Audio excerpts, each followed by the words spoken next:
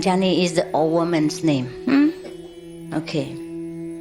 It was the time when she was washing a handful of black gram soaked in water for cooking her food. Now Busandi decided to snatch away a big full of it.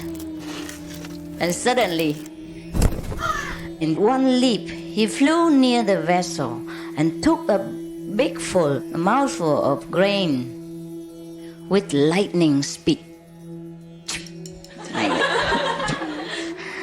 But the alert old woman grabbed him with a greater speed still. Grab him by the neck like this. She wrung his neck. Yuck.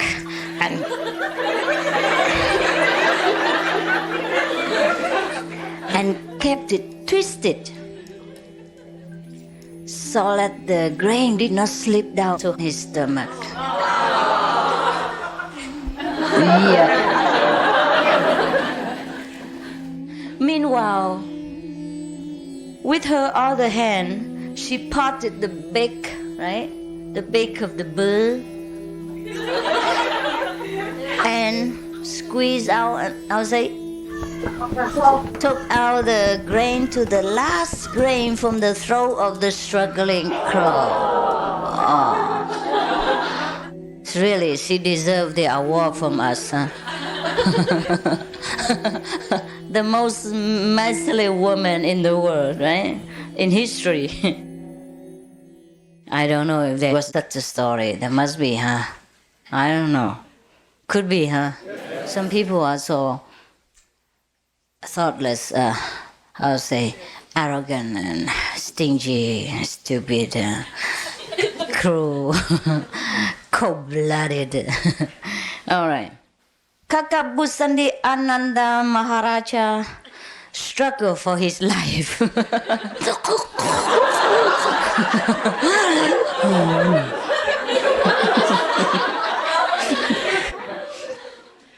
At last, he was let free after she thought all the grain had been, poked out by her. He flew to Lord Vishnu and fell at his feet. Half dead. Lord Vishnu questioned him as to what had happened after he left him. Busandi Aganan, never mind, call him Busandi.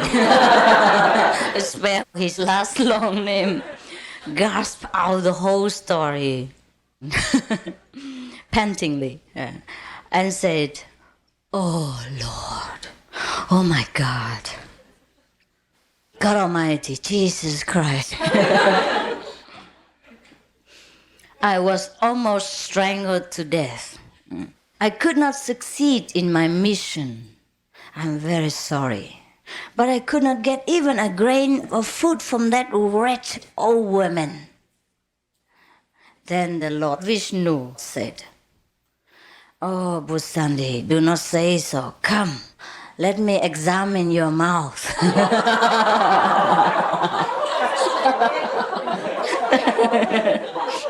Open your mouth, let me have a look. So, Busandi opened his beak like this. And the Lord Vishnu used his wisdom magnifying glass, wisdom eye, with the magnifying glass, looked into his throat and found, there's something there.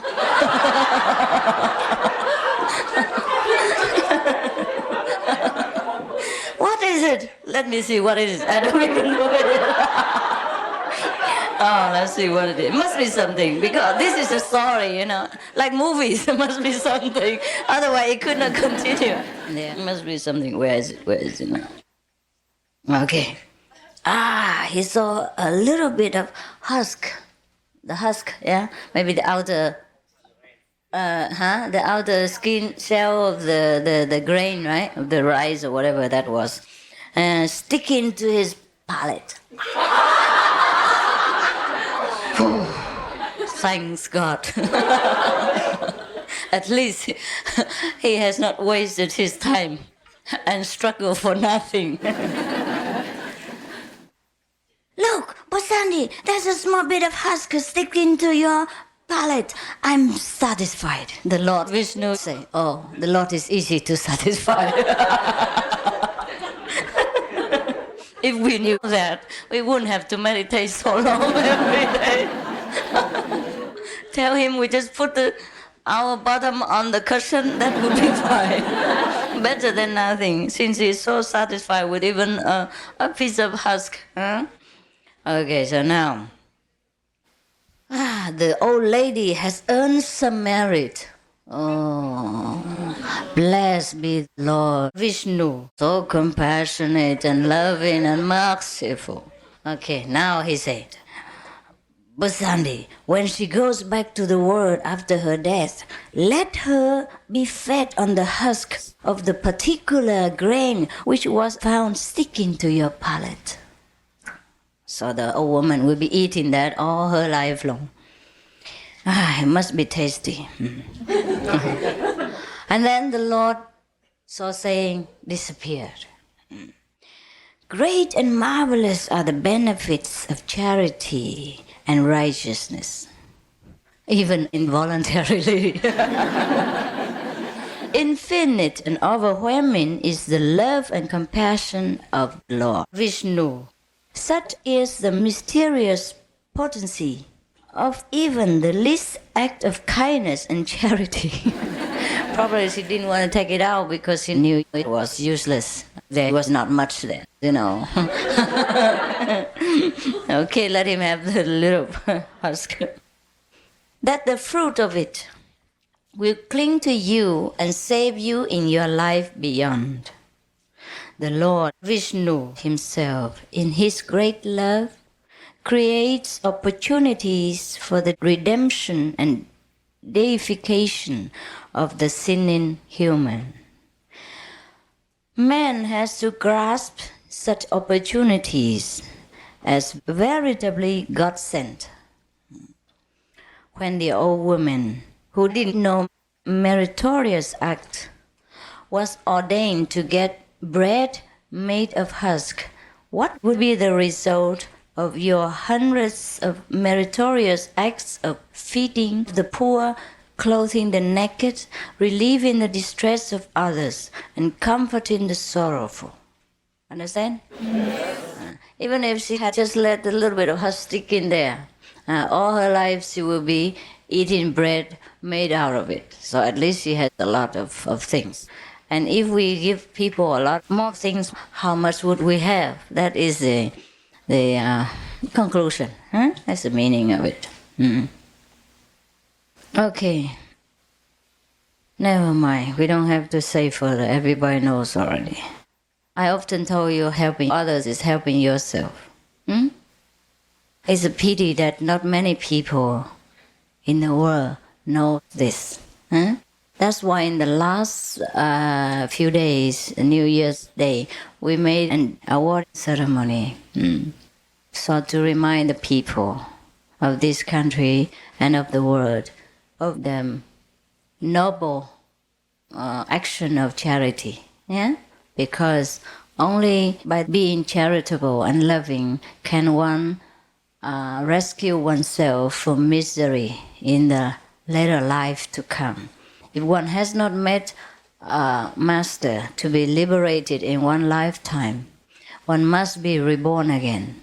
And it is better to be reborn in a plentiful environment with not so much suffering, like lacking of comfort, like food, clothing, house, shelter, and every other necessity of life. And therefore, I encourage other people to practice charity, not because I need them to help me to help others, but it is for themselves because they need it.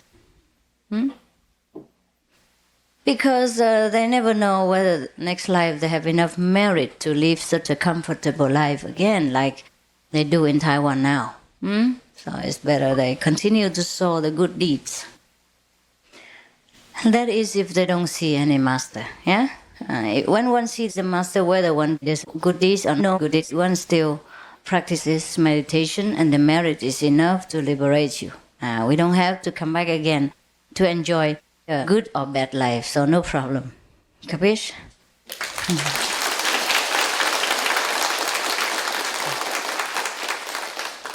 That's it. Enough? What do you mean no? When you say no, you mean maybe, right? Okay, let's see what's the next one. Okay, let's move to another higher level. This is mental worship. We talk about charity. It's very meritorious. But how about meditation? Yeah? How about prayers? How about mental worshiping the Lord instead of doing charity? Or together with charity, okay? Mental worship means a devotee, a follower, doesn't use any external objects such as flowers, incense, drums, gongs, or statues, food offerings, etc. to worship. Now, Arjuna, you remember Arjuna? The devotee of Lord Krishna. It is recounted in the Bhagavad Gita. You know, huh? Okay. Arjuna was very fond of doing long and ostentatious external worship of God. He had a spacious worship room lit up with countless lights. He used gold and silver vessels. He spent several hours in ceremony and worshipped Lord Shiva. He would sit for many hours and throw cartloads of flowers, like our car, busloads of flowers at the image of Lord Shiva. You know Lord Shiva? Yeah, one of the Hindu gods, Brahma, Vishnu, and Shiva. Shiva is supposed to be the Lord of destruction. Actually, he destroys evil. He doesn't destroy good people. Okay, destroyer doesn't mean destroying a good creation. It destroys only evil. Okay, now there was a brother of Arjuna called Bhima. He never sat to do any worship.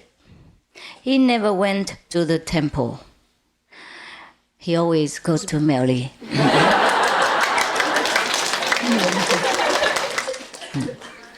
He used to close his eyes for a few minutes just before dinner, just a few minutes before dinner, and do mental worship of Lord Shiva. Perhaps just like the way you do. I know every time you get the kangbei, you just like this. I don't know why you do it. And sometimes the person behind when you do like this, person behind takes the food. Stole some food from you and you don't even know. He closed his eyes a few minutes just before dinner and did mental worship of Lord Shiva. Perhaps he makes offerings, or recites the 5 names or something like that. Okay. Arjuna thought that he was a great devotee of the Lord and that he was highly pious and devoted. He thought that his brother Bhima had no devotion. Therefore, he looked down upon him with contempt.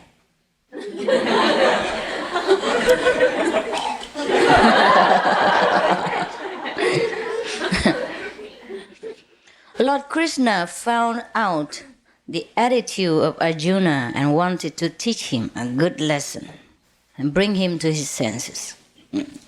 He proposed to Arjuna to take a trip to Mount Kailas, the abode of Lord Shiva. You know where Mount Kailas is? I also don't know. I heard that it is in Tibet or somewhere in the Himalayas, one of the holiest mountains. And the Indian people, as well as the Tibetan people, the Buddhists, follower and Hindu follower, they often go to Mount Kailas as one of their pilgrimage center. Okay, and the way there is very, very dangerous and very difficult to follow through. There are no shops and things like that. You have to take your own food. Yeah, bring your own sleeping bag and tent. If you can survive the weather, then you can come back. Otherwise, goodbye. Sayonara. Okay, Arjuna did not suspect anything, so he gladly consented to the proposal of Sri Krishna. They both started on the journey. What a good master, huh? If you want to teach a disciple, must go with him, must endure the same hardships, so that Arjuna can learn a good practical lesson by a living example. Such a good master is he. If it were me, I say, you go alone. I stay here and pray for you. I will ask the inner master to protect you. Because in the old days, the master of any degree did not have so many disciples. I don't think they could have many disciples because of the communication and transportation problem.